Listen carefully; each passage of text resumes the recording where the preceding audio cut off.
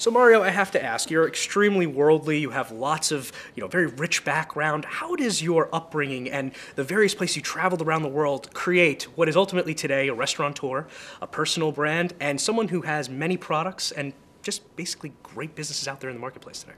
Well, I grew up on the West Coast in Washington State in a primarily agrarian family prior to my existence. My parents were the first people to go to college in their families. They are both third generation French Canadian and Italians. Our family was surrounded by food. We cooked food, we foraged for food, we hunted for food, we fished for food. But it wasn't like it was a sacred thing. It was just what we did. We didn't think we were anything special.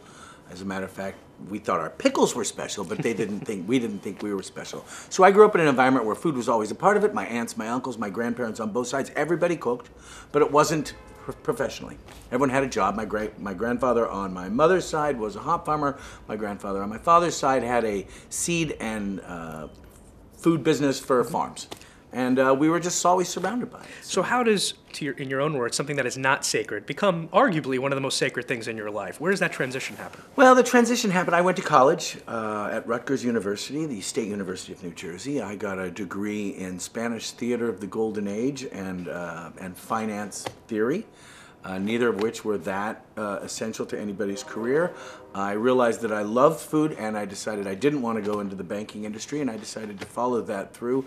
And it just turns out that the fascination with food and the goodness of what food can be became popular in the time that I became a chef. Keep in mind, when I became a chef, kind of in 1983, 84, becoming a chef or a cook was what you did after you got out of the military, before you went to jail. And it was the lowest common denominator. You could find a job peeling potatoes at any level, anywhere in the world. And although now it's become kind of renowned and famous and media driven, it wasn't always that way, and that wasn't my intention. My intention was to follow something that I loved. So here you are, not a young entrepreneur yet, working as a chef in various different capacities, up the ranks. When did you say to yourself, I'm going to make a go of this? I'm going to actually go and take what I've learned, my skills, my overall background, everything, and put it into something that you are truly passionate about?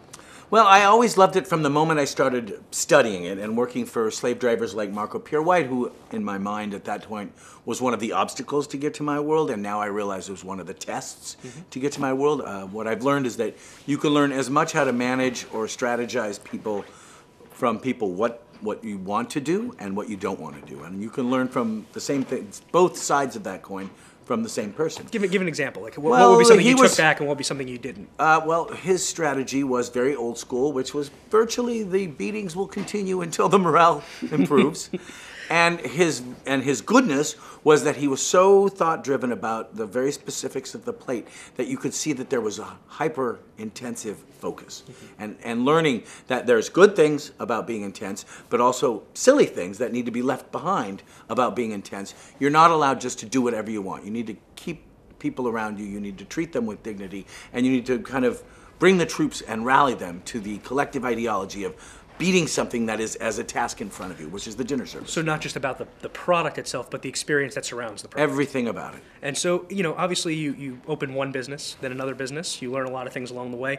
What would you say the biggest learning curve was from number one to now, seeing all the different experiences that you've had in the restaurant world? The very first lesson I learned in New York was that although I thought I had everything in order and figured it all out, don't throw out tradition with the bathwater. I came in, I took over a restaurant called Rocco, which is now the uber hot Carboni on Thompson Street across from Lupa. We walked in, we looked at it. It was an old college roommate of mine. It was his dad's restaurant for 30 years. We went in, we looked at it, we said, we don't want to do this. We threw away all of the old recipes and dishes and completely changed it on a dime.